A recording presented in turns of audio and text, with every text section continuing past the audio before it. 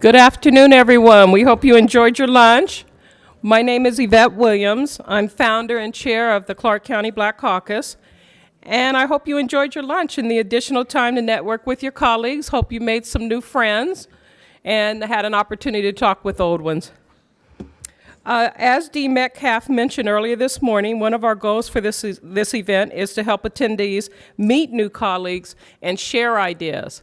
And as a community activist, we're always interested in hearing more about your ideas and how we can support you in your efforts as community members and as community organizations. And I just want to say on a personal note, it is so wonderful to be up here and look out and see so many friendly allies in the audience. So thank you all for being here today.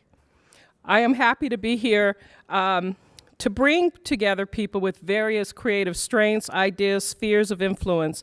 In my work with the Clark County Black Caucus, I'm fortunate to work closely with numerous organizations in Southern Nevada on the importance of education equality for all. And UNLV and Dean Metcalf and his staff are very special to me because a lot of the things that we've been able to do is as a result of you and your vision, so thank you. Some of the most critical work performed by the College of Education is in the policy arena. Expert faculty have prepared unbiased white papers on a number of topics to ensure that our legislature has the most cutting-edge, comprehensive research available when they are making decisions that affect the education of our children and of our state. While these papers will be officially unveiled in early 2017, a few of these expert faculty members are joining us today to share a bit of their research and the importance of this work. I'd like to welcome to the stage College of Education faculty.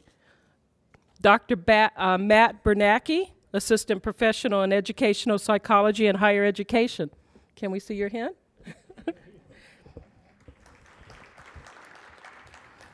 Dr. Kim Nehls, Executive Director, ASHE, and Visiting Assistant Professor in Educational Psychology and Higher Education. Dr. Sharolyn Pollard-Durodola, thank you, Professor in Educational and Clinical Studies. Thank you. Dr. P.G. Schrader, Associate Professor in Teaching and Learning. Dr. Jenna Dr. Jenna Weglarz-Ward. Great. Assistant Professor in Educational and Clinical Studies. Thank you all for joining us today. Moderating this session is Mr. Todd Mason, Director of Government Affairs at Wynn Resorts. Mr. Mason, thank you so much. Thank you. Thank you. Can everybody hear me okay? Microphone's working? Okay, great. Well, thank you, and again, thank you all for being here. It's my privilege to be here, our privilege as Wynn Las Vegas to support this great event. And one of the reasons why I was so excited that I was asked to moderate this panel is obviously as my work is so focused on policy, I'm always intrigued by what is new in terms of policy and what research into policy determines what is working and what isn't working. And as an institution, really feel that's such an important role for the College of Education and UNLV as a whole to play in informing policymakers. So we will jump around quite a bit among these experts. I too am the only one on this stage without a Ph.D., so I will leave the answers certainly to the experts. But let's just jump right into it. And I know that each of you will talk in a little bit of detail about your research and about the specific policy papers. But I want to ask just a few questions to get us started. Dr. Nehls, if I could start with you.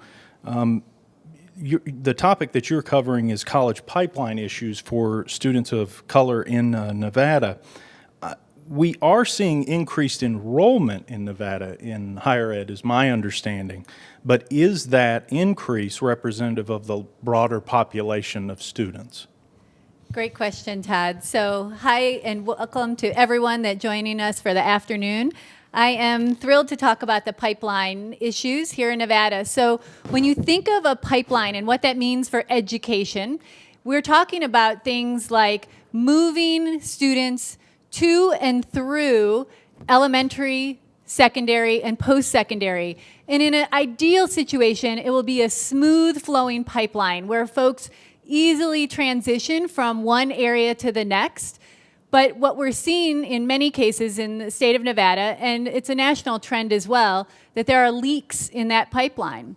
And what that means is that not everybody who starts in elementary school will eventually be able to graduate high school and then continue on to post-secondary and also move on to graduate school should they wish. So here are some of the data that I'd like to share with you today. You may have seen some of these data earlier on the slide that was talking, when we were talking about the Paradise Elementary. 64% of students in the state of Nevada are non-white. That's for K-12. And yet at the higher ed levels, we're not seeing the same numbers of students entering into college and graduating from college, certainly. About 50% of our students are students of color in higher education. So this means that the K-12 students are not being reflected in the higher ed college-going population.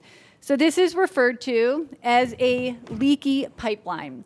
But as Todd mentioned earlier, as you may recognize, we are increasing the number of students that are going to college. This is a fantastic thing. And in fact, we are increasing the number of students who are also graduating from high school in Nevada. That's also a great thing. Where over 70% of our students are now graduating. But unfortunately, this is still below the national average. Over 80% nationally are graduating from high school. So there's work to be done, and I hope that we have time to talk about that later on. But that's all the time that I'll tease you with right now. Thank you. So let me switch gears just a little bit, related topic. Dr. Pollard-Durodola, your research specific to this policy paper focused in on English language acquisition and the challenges that the state is facing there. I think a lot of us assume we know we have a lot of English language learners in this state. Can you share a little more detail about what does that population look like? And also, what is it that educators need to be prepared to teach English language learners? I could really address that question for an hour or more, so I'll try to be very brief. So when we look at the demographics for Nevada, whenever there are U.S. reports that come out from the national government, Nevada is one of those 5 states that's now included with the information that Nevada has experienced one of the fastest growth of English language learners in the nation in the state. So I was looking at data as of last week. We had, I think it was a total of 79,000 ELLs within the state, and many of them are being educated in Clark County School District because of its size within the state. And I think one of the trends that we find in the state of Nevada, which is also reflective of a national trend, is this need to balance quantity with quality, because we have many teachers within the school system who do not feel that they have had adequate preparation for addressing the multidimensional needs of ELLs, because these are children who are not just acquiring subject area knowledge, but they're also acquiring English language proficiency and expected to pass accountability tests at a certain point, and so there's a lot of pressure and expectation there. But nationally, as well as within the state, there is this priority to balance quantity with quality, that we know that teacher quality is very important for children in general. However, if teachers are not well prepared, well, then they tend to leave the system. And so there's several initiatives that have taken place throughout the past I would say 2 or 3 years that I think was moving the state forward. And when I think of a word that kind of captures the question that you asked me, the word that comes to mind is synergy. I think within the state there is a synergistic movement from various entities that are all focusing on English language children, the quality of their instruction, whether children require special needs support, or whether we focus on the increasing number of long-term ELLs within the state and nation. And so these are children who have been educated in U.S. public schools for 6 or more years, and they still do not have a level of English proficiency to support academic learning. These are the general national trends that are also parallel to our priorities within the state. Excellent, thank you. I'd like to bring in Dr. Weglarz-Ward, Dr. Bernacki, and Dr. Schrader into this discussion because all of your policy papers do discuss STEM education. Most importantly, I'm the father of a kindergartner, so STEM education is something that is very specifically mentioned in the kindergarten classroom, which certainly would not have been the case, or I know it wasn't the case when I was in kindergarten. I wonder if you could just delve into the importance of STEM education. We talk a lot about, especially in the policy realm, about the need for diversified economy, for high-tech companies. We want to have the new economy be here and strong in Nevada. Why, and I would open it up to anybody who'd like to start, why is that so important? Todd, I think I can at least lead us off with this one. The governor has, over the last several years, spent a lot of energy and resources to attempt exactly what you're saying, which is to diversify our economy. But those efforts actually go back a long time. If you look at one of the first really concrete and excellent examples of this STEM economy, and for those of you who need it spelled out, science, technology, engineering, and math, we look at Switch and the SuperNap Computing Center. That was early 2000s on an infrastructure that was actually started in the 90s. This is just one example of the opportunities that all Nevadans have in terms of employment. But one of the challenges that is being reported by the employers is that the talent isn't, they can't find the talent locally. That's the major issue, is that we graduate students, but fewer and fewer of these students, particularly students from underrepresented populations, whether that's geographic isolation or racial diversity. They have fewer opportunities when it comes to STEM. So it's our responsibility and obligation to the overall health, economically and otherwise, for our state to ensure that students have their own STEM pipeline, their own possible opportunities within the organizations like Switch, and that's just one. I mean, we have Tesla, we have an automobile manufacturing plant coming in nearby. We have Tony Hsieh's downtown, which is, you know, and you're familiar with these, and many of you are familiar with these opportunities. These opportunities are increasing, yet we're not matching the intellectual capital or the student opportunities that we could be. Yeah, just to kind of elaborate on kind of the demographics of all this. So if we think about kind of Kim's foreshadowing of all this in a pipeline, when thinking specifically about STEM, there's multiple efforts to try and get at the endpoint of workforce development and the idea of growing the diverse economy in Nevada. And some of that is at the intake level. So how do we get students to choose and persist through? And then some of it is knowing we have really limited resources. Well, how do we keep people in a pipeline? So how do we use our resources at each juncture to try and figure out, well, who needs the assistance in what way? And does that happen in a curricular fashion in K-12, or does it need to happen in some kind of student support fashion in the higher ed environment? And I would say that by and large, it's a motivational issue at times. It's a knowledge development issue within the classrooms. It's an intersection of those two. And that kind of gets back to Dr. Metcalf's interpretation of the macro, which is, well, we don't know how to do it at the systems level because it's a really wicked problem. And there's a lot of intersecting pieces here that need to be addressed at a policy level to try and understand, well, how do we support people from pre-K all the way through day one on the job? So it was a good segue into some early childhood issues where, I think what you're saying too, like you said, well, when we all went to kindergarten, we weren't doing STEM work. Well, we absolutely were doing STEM work. I mean, you were building, you were doing math, you were counting, you were looking at the calendar, you were looking at the weather. And so I think something we need to look at, particularly starting in early childhood, is to look at what is STEM in early childhood and then going beyond. Looking at starting at infants, I mean, children are born scientists. They are born to explore and experiment. And what happens is that even by the time they turn 5, they have these perceptions of what STEM is and what they can do in STEM in the future. And we're really good about squashing those expectations for our kids really early on, particularly for young women, for young girls, and ELLs, and for minority populations.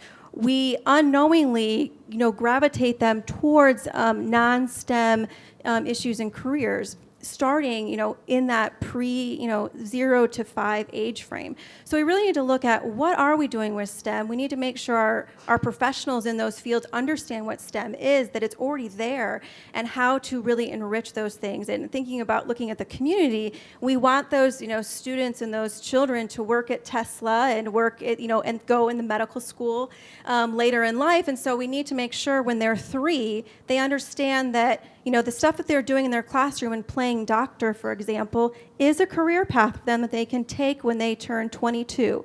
Or if they're tinkering with the cars and playing with ramps and things like that, that's something that they could then take a job into Tesla and work with that as well. So making sure we're connecting with them early on, because that is where they're going to frame a lot of what they feel and the perceptions about STEM are and how they can contribute to the STEM and technology world later in their future. And it really needs to be not just a K-12 issue, but really a birth to 12 and beyond issue that we need to integrate across.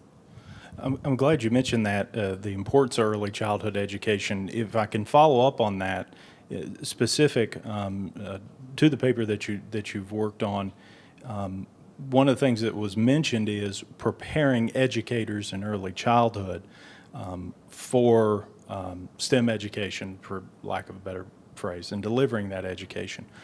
What is it, perhaps this is too broad of a question, but what is it that we feel educators in early childhood don't have that they need to know, or skills they need to have? I think, there's a couple challenges in early childhood. I'm going to talk really briefly. One, early childhood, taking that birth to 5 age group that we serve, is the professionals in that sector are very, very diverse. We have professionals in childcare, we have professionals in Head Start and early Head Start, we have pre-K programs, we have our special education programs, and their education experience is very, very different. Some people have degrees, some people don't have degrees. So it's important to kind of answer this question of what do we think they need, and then use our in-service and professional development systems to integrate that. So one issue that we've really found with early childhood in particular is when we use the word STEM and science, math, and technology and engineering, is people who particularly don't have a college degree kind of worry that they're not able to teach those concepts to young children because they don't feel that they're competent in those as well.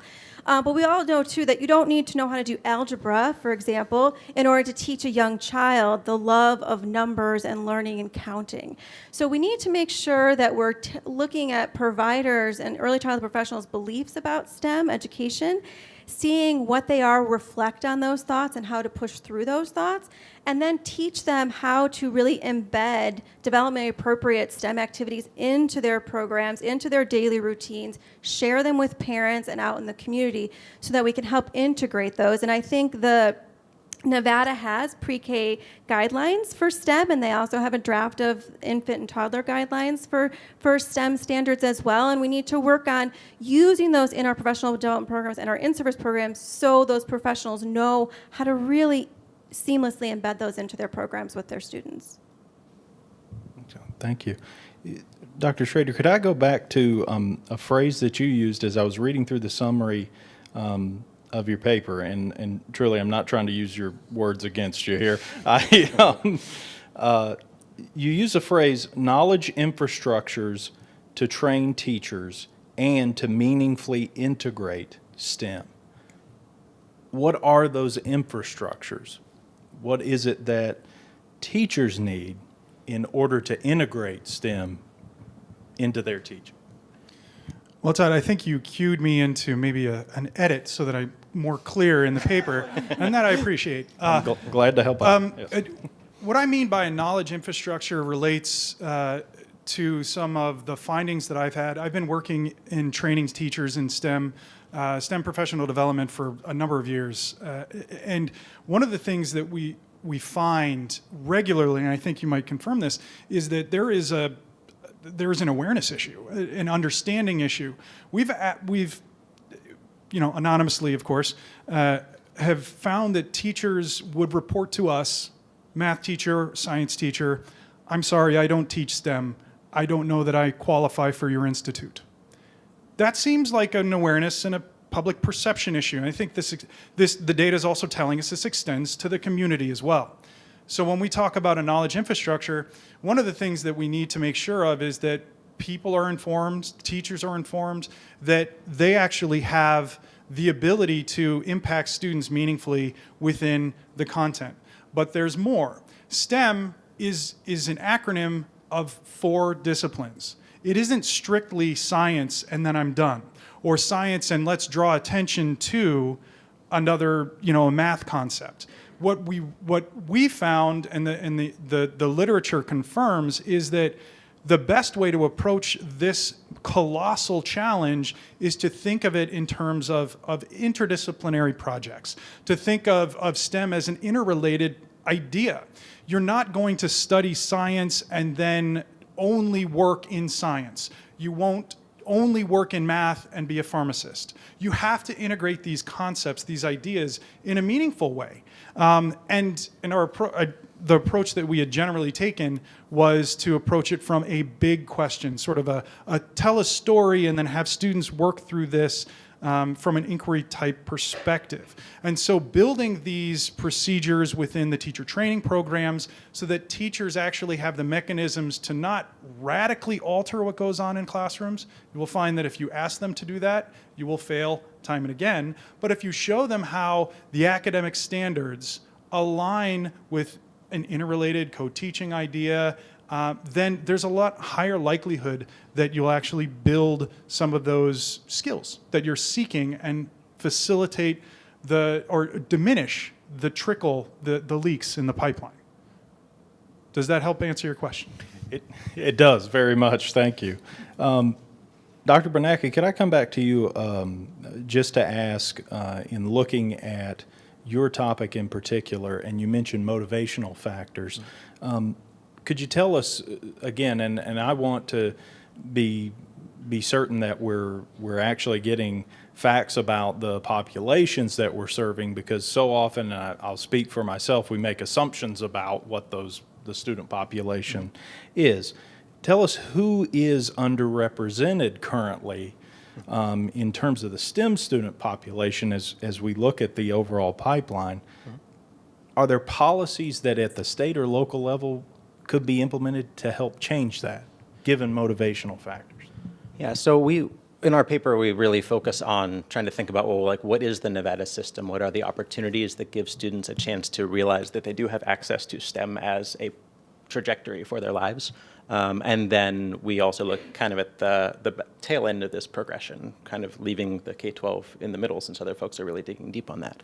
And one thing that we looked at was trying to figure out county by county, program type by program type, what exists and what is accessible to different kinds of students. And just by nature of how diverse the regions are in our state and how disparate our population centers versus our rural areas are, it's really uneven in terms of what people have access to. And as a result, it wouldn't necessarily matter what kind of motivation you have to learn. You don't necessarily have access to engage in it in many different ways. So a lot of our focus is trying to figure out, how do we build out students' awareness of STEM as a potential future? And then what kind of resources can we put in front of them or find ways to kind of build out opportunities to engage? And I think there's probably a lot of work to be done there, especially to try and cater to folks who don't live directly in Clark County or don't live in population centers around Reno, Carson City, that might require some digitization of resources that are local in major urban areas, or trying to find other ways to make STEM kind of a consistent part of somebody's early educational life and K-12 life, because that really isn't the model for many of the programs that are accessible for students right now. It's very episodic and it's not always accessible to everybody across the socioeconomic spectrum or the rural spaces. So, thank you. I'd open that up to anybody else. How do we, this was something that came through very clearly to me, is if you have those motivational factors, what instruments of policy are there that can help us overcome that, to help, whether that is improving the pipeline into college, improving the teacher pipeline for that matter. What policy instruments do we have that can be used? In terms of looking at improved instruction for English language learners, we have the passing of Senate Bill 504 in 2013, which allocated financial resources to support schools with large populations of ELLs, but that also put in place several mechanisms for change. It created an organization called the English Mastery Council, which was charged to look at outcomes of students in the state and to really think critically about what are some of the areas of expertise or content knowledge that teachers require in order to be better prepared. And so from that initiative, the English Language Acquisition and Development was passed as a mandated certification in which pre-service teachers, pre-K through 12 from NSHE institutions would be required to take a certain corpus of coursework in order to be better prepared. And so in terms of policy, that Senate bill, I would say for English language learners, has been very instrumental. Dr. Nehls, I'd love to hear your thoughts. What policy instruments or levers can we pull, which we're always looking for, to help address the pipeline issues that you spoke about earlier? Money. Oh, you want me to elaborate? So, if you could, that's going to help a lot of people. No, Yes. I say this somewhat tongue-in-cheek, but honestly, being able to invest in education is the most important investment we can make as a state. I cannot emphasize that enough. We need to invest more in both early childhood, K-12, the pipeline onto college, higher education.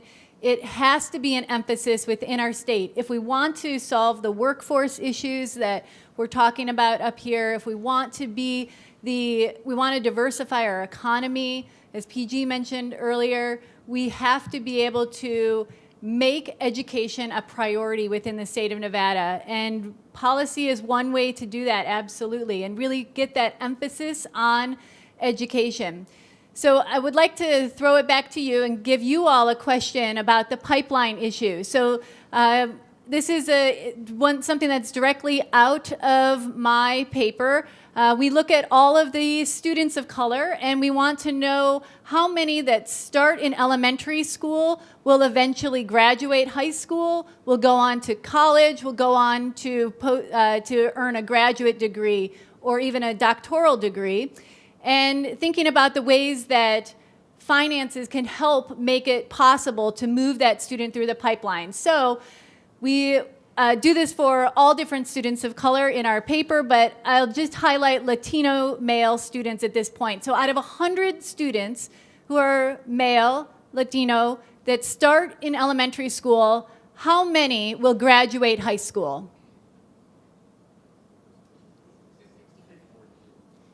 Okay, I'm hearing actually a lot of numbers that are really close to the actual number. It's 60 will go on and graduate high school. Out of the 100 that start in elementary school, 60 will graduate high school. How many then will go on to earn a bachelor's degree, a 4-year degree from a university?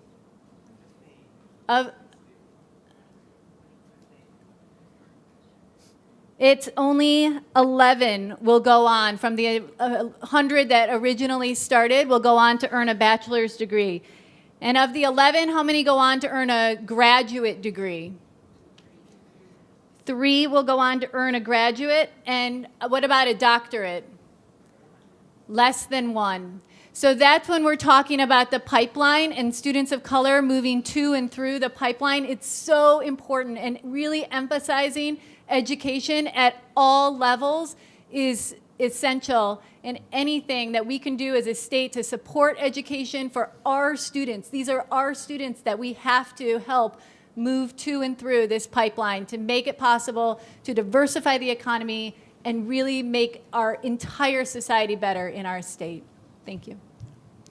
So I kind of want to find the middle space between what can policymakers do and lots of money, because clearly that's not going to satisfy everybody.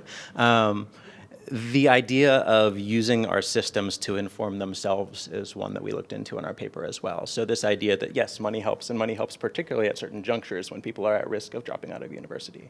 So there are programs in place to have like little micro grants that help people who are like in a particular bracket that we know based on prior students like them are going to drop out this semester if they encounter certain things. So we can learn from our own systems. And as long as we do a good job curating our own data at the ASHE level or at the K-12 level, we can do a better job of supporting our students with not no money, some money for sure, but with more targeted uses of that money. So I think to some degree, if we're thinking about different policy interventions here, it's really going to be important to listen to data and listen to folks who can make a compelling case as to why things should work and for whom and when. So it becomes a much more articulated, we've been doing this for a very long time. There are pockets where we know what we're doing, but it's for whom and why and how that we really need to iron out so that we can do a better job with the macro to try and move ourselves forward. We have that to some degree in financial mechanisms. We have systems. Many universities are purchasing tools to figure out where the kind of the bottlenecks are, where people really start to have trouble as they progress through their programs. And we need to just really invest in tuning those appropriately so they work at our local institutions. To expand on that, the research that we did in our paper highlighted some of the best practices when at least it comes to STEM education. We also looked a little more carefully at some of the underrepresented populations as well. Some of the findings might not surprise anybody here. For one thing, early exposure is almost always better. So early exposure to STEM ideas in an integrated sense corresponds to a more healthy pipeline with fewer leaks, but it also needs to be sustained. One of the things that we identified is a number of excellent programs throughout the state, and this my comment by no means criticizes these programs, but these programs are often reliant on soft funds. Funds from the federal government or the Nevada Department of Education, pass-through monies, training programs. And the major issue isn't that these are unsuccessful programs. By and large, they are successful. It's that they're not sustained and they're not sustainable. And they're potentially very expensive. To do the efforts starting from scratch each time really it burdens these funds quite a bit. So in terms of what Matt is suggesting here, a reallocation, a reappropriation, or an identification of an appropriate use of these funds is really well within what policy can do. Mm-hmm. So that we already know there are a lot of ways that we can positively impact students as they progress through the program. And I did tease a little bit with the underrepresented populations. One thing that we find is that it's models, role models. More than anything, role models are greatly impactful for students. If students can identify with someone who is in a role that is a potential career, the likelihood of them pursuing that role goes way up. And these are sorts of things and experiences that we can consider in terms of policy without radically altering the coffers and tax rates. So I know that it's something worth acknowledging, I think. And even getting back to just kind of the motivational question that you asked earlier, there's lots of really inexpensive ways to kind of leverage what's already in the environment to really focus students in on what they can expect in terms of success and know that they can achieve. You can really do some simple things to changing up the way that teachers instruct students and have students enter into just reflection on their own values and the kind of costs that they'll encounter along the way. So we can really kind of protect the students. And if we start to think of the pipeline not only as a big system, but also students as droplets, and we think of which ones are going to leak out, we can really target specific populations as well, who we know there's lots of things out there that do work, so long as we're willing to actually support getting those into classrooms, getting those kinds of students access, and making sure it's sustainable so that we consistently are supporting those students, not in this episodic way that the money comes and goes. Please. Sorry. I think to pair with that too, I mean, thinking about really looking at collaborations and what we can do collaboratively, particularly in early childhood, we really need to collaborate between university systems and our multiple professional development systems as well. So there's a seamless there, mode there from when if they're students and then they go into the profession, they're going to have more professional development there. And then for the people who are already in the workforce that maybe don't have a degree or it's been a long time, that they've got that support as well. But also using community partnerships as well. So I'm thinking about, role models and things like that. Partnering with, there's a lot of states and communities that are partnering with children's museums and aquariums and zoos and engineering firms and banks to really show students, again, beginning young, all throughout their education career up to 12th grade, that there are careers out there and that you can use things, and this is what they look like, and this is what we can do. So, for example, in the state that I used to be in, we partnered with actually the PBS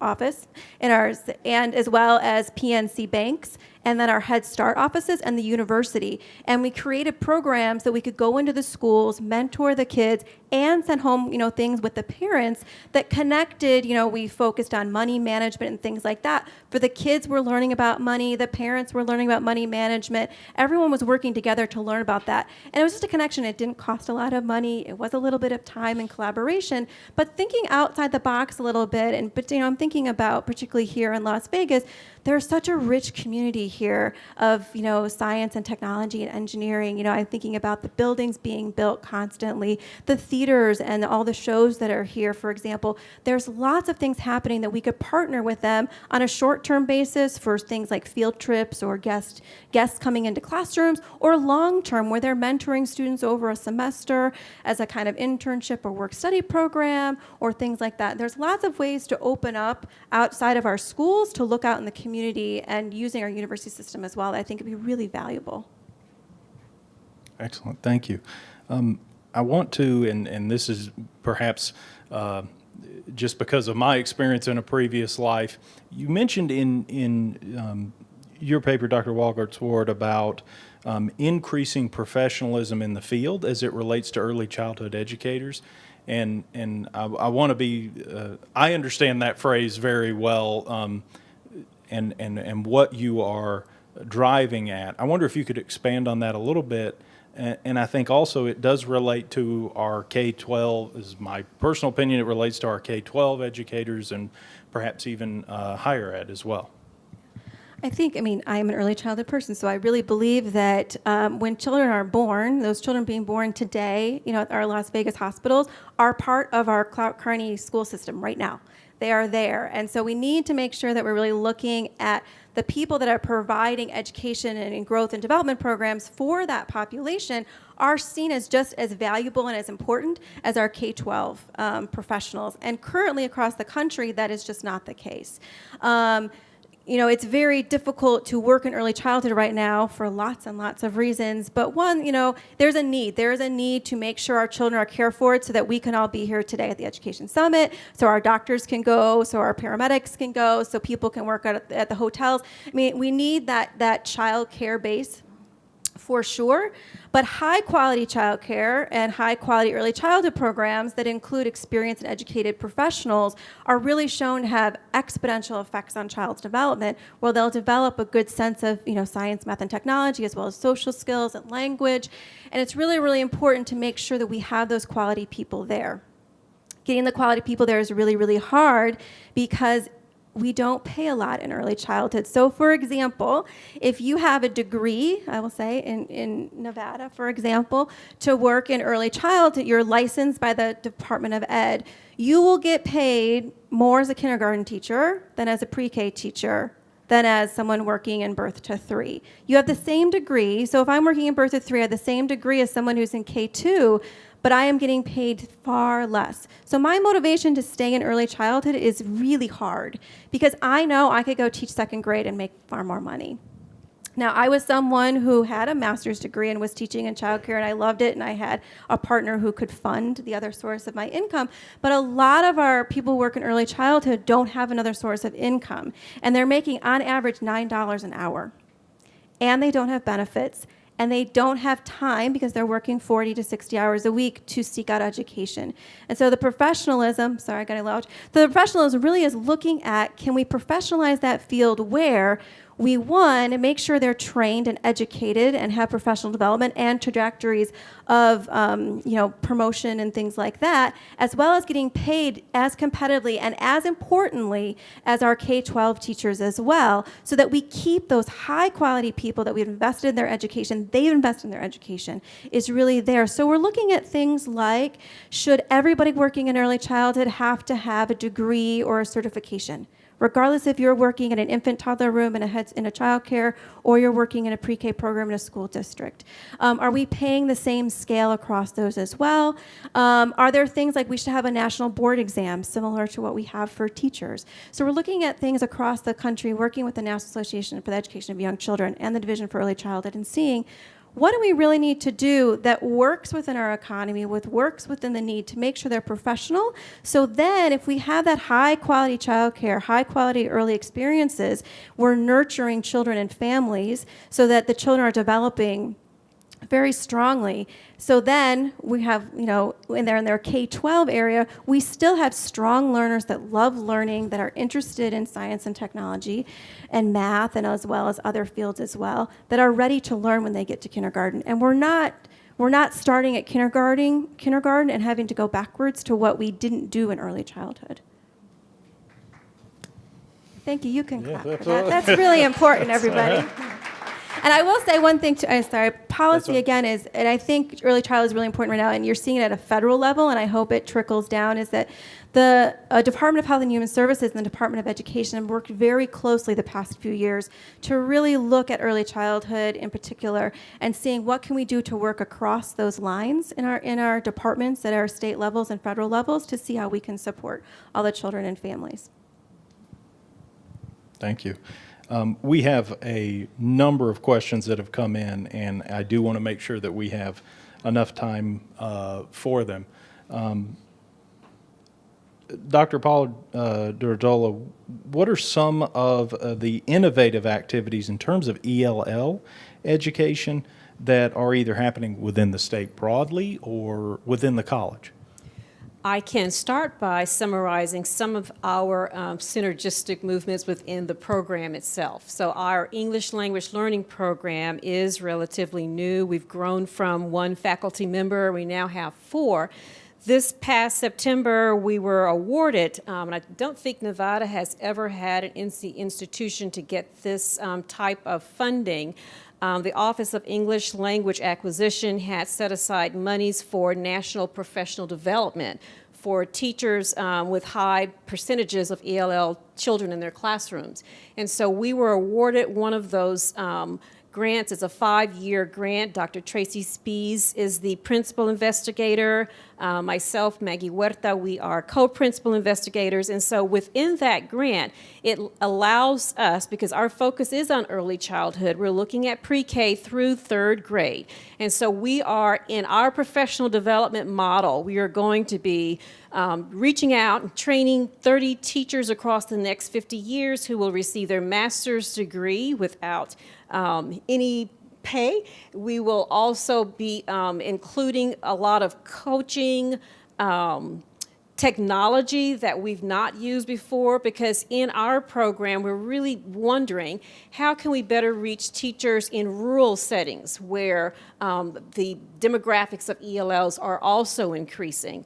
And within this particular grant, the aim is to create a network of professionals, of teacher leaders who can be, we call them multi-grade peer supporters, so that they will not just work with other teachers at their grade level, but they will be prepared to work with other early childhood educators, pre-K through 3rd grade. And this is very important because the majority of our classes within the state of Nevada, they're not bilingual education classes. These are mainstream teachers. And so these are teachers who predominantly do not speak another language other than English. And so, nationally and within this particular grant, we're really focusing on how can we bolster the practices of core teachers as opposed to pull-out programs where most ELLs have been educated in the past, and it makes sense because most ELLs will spend majority of their time with their core teacher as opposed to, you know, a 45-minute or an hour session within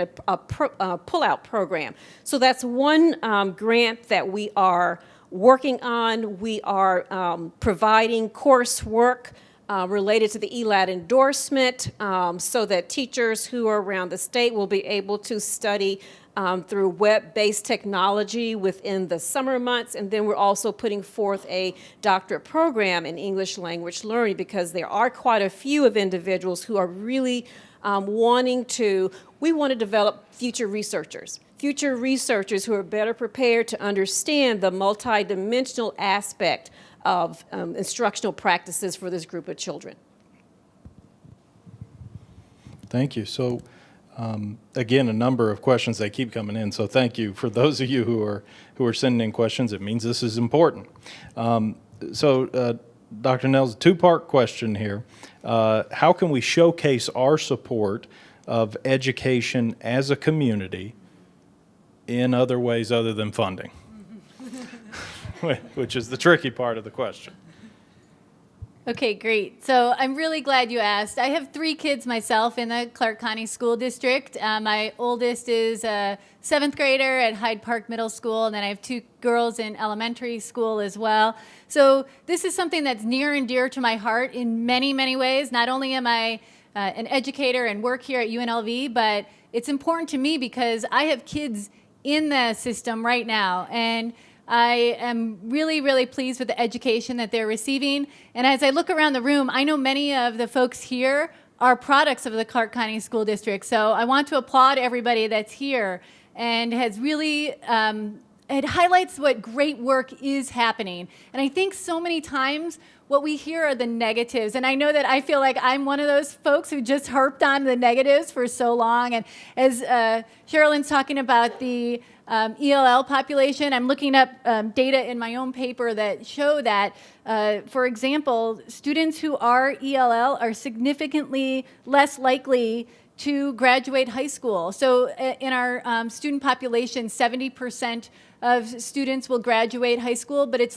32% of ELL students will graduate. So we have to, yes, invest resources. Money is important, but I also think it's really important to be able to tout the good things that are happening, to show the beneficial reasons why education is important. The public and private benefits are so important for our state, for our cities, and I think those are the things that we overlook many times. And I see Dr. Mathis who's here, and Dr. Miley's who's here, and others who are such amazing educators and doing good work. And those stories are the ones that need to be told because there are great things happening and continue to happen. And in fact, when we're looking at students of color in the pipeline, it's actually not a lot of money that is needed to make changes. Yes, it would be great if we're getting more investment because we have seen a huge decline in the investment, in particular in higher ed. Over 30% appropriations have declined in the last 5 to 10 years. But what makes a difference for students of color? Things like encouraging college aspirations. That's the #1 thing you can do. Encourage students of color to continue to get their diplomas and then go on to college. Encouraging those aspirations. That costs nothing. #2, navigating various pathways to access, explaining students how to apply to college, how to fill out a FAFSA. Great programs that are so needed within our school district, like TRIO programs that exist here. And I know Brittany's here in the audience, and she does great work with TRIO. She's one of my students this semester and is doing such amazing work, and that's a federally funded program that gets out and makes a difference in the lives of students to help matriculate them into college. And then lastly, just persisting through stereotypes and barriers. And the #1 way you can do that is through peer support. So having folks, especially older male students of color, talking to our high school students makes a huge difference. And that, again, costs nothing. So yes, funding is important, but so is telling good stories about great work that is going on right now. being active and engaged in our school district, giving back, and also just making sure that we are mentoring, supporting, and providing access to students who are in need of it so desperately in our districts and our state. So I would open up that question to all of you in your respective fields that you worked on in the policy papers that you prepared. What is it that, looking through those lenses, how is it that a community builds or brings its support to bear?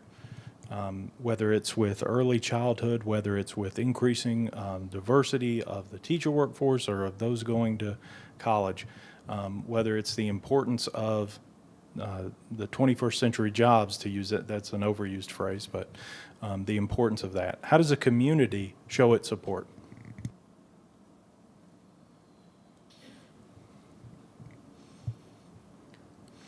Okay, I'm sorry.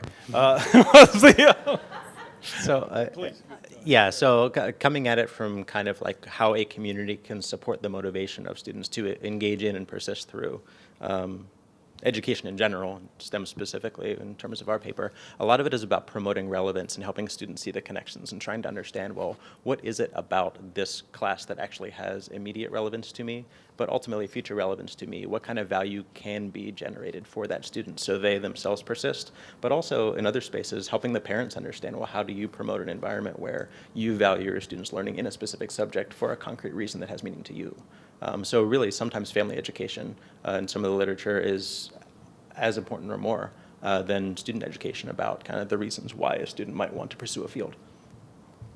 And I think within the field for English language learners, that question is a little bit more difficult to answer because of barriers, language barriers. And so we know the importance of family engagement, especially during the early childhood years.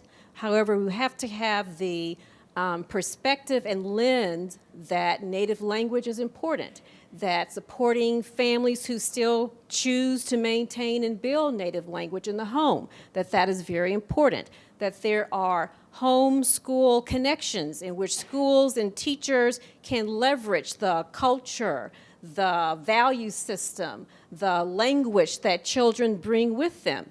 And although, most of our students who are English language learners are speakers of Spanish, we have multilingual classrooms, and we need to focus on that population of children also in that community. We have large percentages of students who speak Asian languages. We need to focus more on that population. So when we're looking at the community in terms of children who are still developing their English and their native language, family becomes very important, and family-school connections are very important. If I could just add one thing, what can we do as a community? Well, there's a school community partnership office here in CCSD, and I'm sure that a lot of the other districts have similar types of partnership offices, but take a look at their Facebook page, take a look at their website, get involved. This is something that you can do right now. Sign up to be a payback speaker, Paybac. You can go into the schools and talk to students. It takes 45 minutes to an hour of your time in the morning. You go into a middle school and you tell them what your job is, how you got there, why you love it, and you are the difference maker that day. Who knows what nuggets of information they will take from that experience and take with them. And again, this is something that costs nothing, but leaves a big impression, both on the students and I would say more so on yourself. So if you want to do something right now in the community, go sign up to be a payback speaker. You can do that right now, and you can have an impact tomorrow. Thank you. So we have a number of questions that have come in about STEM, the state of STEM, and how do we, I like this question in particular about how to make STEM even more mainstream. I'm curious, Dr. Schrader, we talked, and a few of you have talked about the importance of mentorship and the importance of role models. This question is, how do we better utilize the expertise of teachers to lead other teachers in STEM or STEAM education and training? Well, I think that's an excellent question, and goes into an earlier question of yours about knowledge infrastructures. I mean, some of the responsibility obviously falls on colleges of education, our department, to help teachers understand what STEM is and how they can transport the notion of this integrative discipline into existing infrastructures in the districts, throughout the state. We've worked with a number of teachers over the last several years, and I think one of our most fun findings is that these teachers learn the best. They have the most concrete experiences and the most enduring knowledge when we actually treat them like students. And this seems intuitive, I would imagine, for all of us, that we learn best when we're experiencing the content. And so when I refer to STEM as an integrated discipline, and I had mentioned earlier that we approach things from an inquiry perspective and use a big question, I'll actually give you one of our big questions. What would an alien eat? That was actually a question that was designed to address specific Nevada content standards. It doesn't seem, there are no aliens in the standards, by the way. I mean, most of you should be aware of this, right? Regardless of Area 51 and whatnot. We actually approach this from a nutrition perspective, biology perspective, calorimetry, energy transfer. All of these are standards. We also looked at ratio, proportion, and these sorts of things. But we spent 7 days with the teachers, and these are the core teachers. Now, here's what's interesting. This happened 3 years ago. We taught these teachers in a very, very hands-on institute, very intensive. They spent 8 hours a day with us, had homework every night, got graduate credit. This is a rather big deal for them. But one of the indirect impacts, and this speaks to the question, is that these teachers who received what is, compared to graduate education, short, 7 days as opposed to several years, they actually went to their schools and trained their teachers. So it is a little bit of the train the trainer model, but the original training needs to be meaningful and purposeful and something that is enduring for those teachers. They approach this from, let's get a big question. Let's get that motivational or hook or interest, and then let's link it directly to the standards that we're obligated to cover. And for those teachers, we did the quick math. We've impacted thousands of students across the state simply because we had one teacher teaching all of their students over a couple of years, but they didn't just stop there. They brought that, and their principals were involved. And they said, tell everybody what we did. And this is funded through the Gear Up initiative. Many of you are familiar with this. And we're really specifically targeting underrepresented populations across the state. That's one way we can do that. But we could actually make that more formalized in our programs of education. And we can make that more sustained as a practice throughout the districts and throughout the state. So, wonderful. So I think we just have time for one final question. So many good questions, and I know you will be here for those of you who have questions that we have not gotten to. I apologize. Let me go back to what I did mention earlier. How do you, and you have spoken to this, how do you make STEM mainstream and make STEM careers evident to students that these careers are cool? This is something that you want to be involved in.